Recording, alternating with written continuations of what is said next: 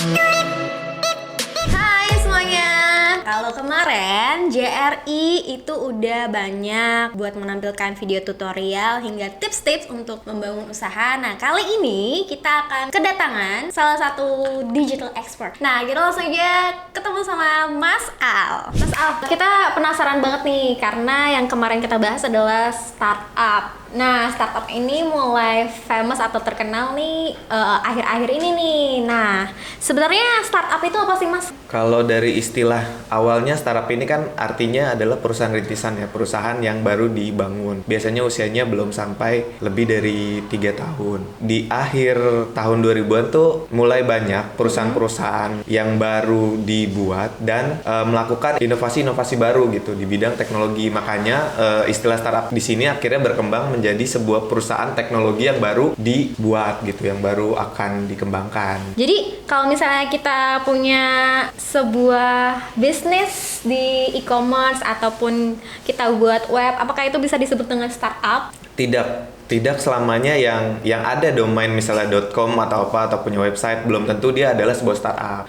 Gitu. Karena startup sendiri kan harus bentuknya perusahaan. Nah gitu tuh guys, jadi nggak semua yang sedikit-sedikit disebut startup ya Mas ya? Tidak semua yang ada di online itu berarti startup. Sebenarnya apa sih Mas yang paling dasar dibutuhin buat kita membangun sebuah startup nih? Basicnya founder startup menurutku yang harus dia kuasai adalah entrepreneur. Oke, terus? Iya, karena menurut Eric Rice dalam bukunya Lean Startup, dia menulis dalam sebuah startup ini harus diisi oleh entrepreneur. Kenapa? Karena jiwa entrepreneur ini akan membantu kita gitu untuk menemukan ide-ide bisnis baru.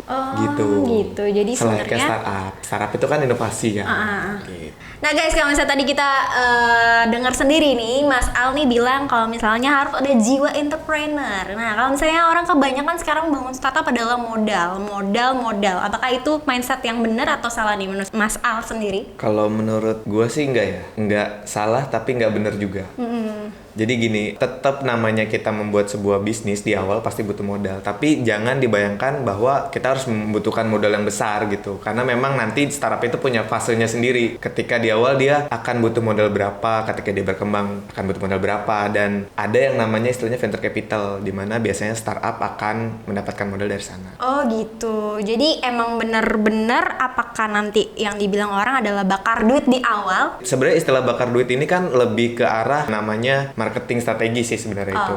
Jadi itu tergantung nanti gimana dia mendapatkan venture capitalnya dan strategi bisnisnya dia dong. Sebenarnya apa sih Mas jenis-jenis startup yang bisa Mas Al jelaskan? Jenis-jenis startup tuh sebenarnya ada startup perdagangan, dia akan main di e-commerce biasanya.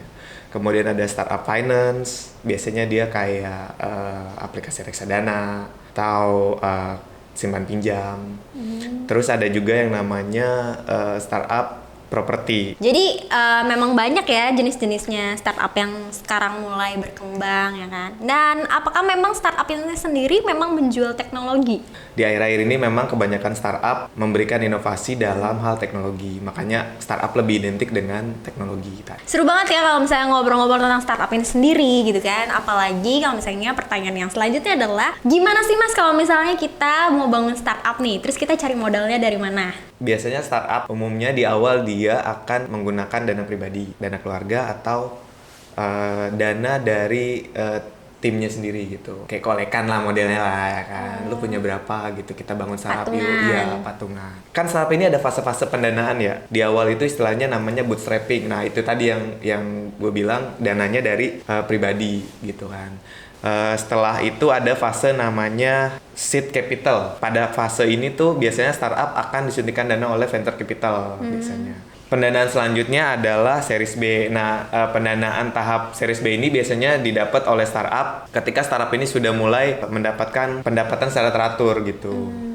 Dan biasanya dia sudah mulai, usia startupnya sudah sekitar 2-4 tahun. Nah, next dia akan ada lagi namanya tahap pendanaan series C. Series C ini biasanya startup sudah mulai mendapatkan pendanaan dari CPA atau private equity. Lah sebuah startup akan menjual sahamnya atau secara ininya disebut dia sudah IPO atau namanya initial public offering, artinya sahamnya sudah bisa dimiliki oleh publik. Banyak ya Banyak pendanaannya sebuah Iya. startup. Jadi kalau misalnya orang mau bermimpi membangun sebuah startup, nggak salah sih, tapi harus siap aja ya Mas ya. Iya, karena kan masa startup itu perusahaan disebut startup itu masanya setauku 5 tahun. Setelah 5 tahun dia sudah tidak bisa disebut startup. Kalau dalam 5 tahun dia masih hanya mendapatkan pendanaan misalnya series A, dia disebut startup gagal. Agak keringetan mendengarkan pendanaan dan seluk-beluk tentang startup ini ya Mas. Tapi kalau misalnya kita berbicara startup, ya itu adalah perusahaan rintisan, berarti selain modal, ide usaha,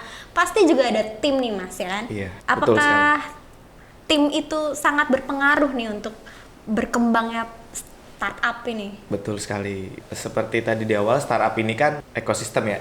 Jadi dia harus diisi oleh orang-orang yang punya jiwa wirausaha atau entrepreneur. Jadi membangun sebuah startup butuh tim selayaknya membuat perusahaan. Minimal kalau kataku, menurutku itu ada 3.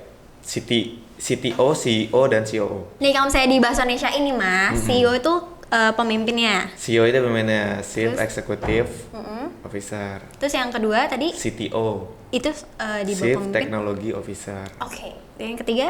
COO, Chief Operating Officer. Oke. Jika udah kita punya 3 itu, udah bisa nih yang dinamakan kita membangun startup. Secara struktur ya. Secara struktur, oke. Ini Mas, kalau fenomena startup ini kan penuh dengan anak-anak muda yang bergairah, yang bersemangat gitu kan untuk membangun sebuah startup. Nah, Mas Al sendiri nih melihatnya seperti apa? Apakah ini baik ataukah ini mungkin menjadi ya biasa aja lah gitu? Kalau dilihat dari segi bisnis ya bagus dong. Artinya kan akan muncul pebisnis-pebisnis baru gitu. Berarti juga akan baik di ekonomi negara kita juga kan. Makanya banyak Semangat entrepreneur itu bagus loh. Ya, makanya banyak banget nih yang startup ini milenial ya Mas yang direkrut. Iya, benar. Karena balik lagi tadi ke awal, startup memang butuh orang-orang yang tahan banting. Karena ekosistem startup itu kan tidak bisa diprediksi. Berarti secara nggak langsung Mas Al ini adalah seorang yang tahan banting. Karena digital expert.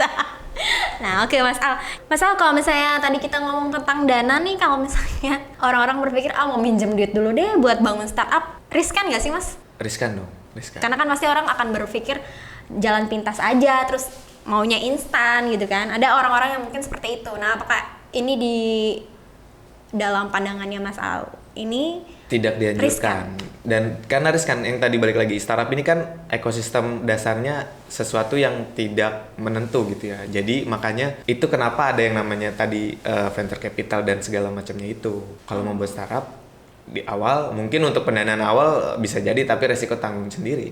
Nih Mas Al, di startup ini ada yang namanya istilah modal ventura. Boleh dijelasin nggak itu apa sih? Venture capital ini sebenarnya dia juga sebenarnya badan usaha ya. Dia juga sebenarnya bentuknya perusahaan yang bergerak di bidang investasi. Jadi dia seperti memberikan bantuan modal kepada perusahaan-perusahaan rintisan.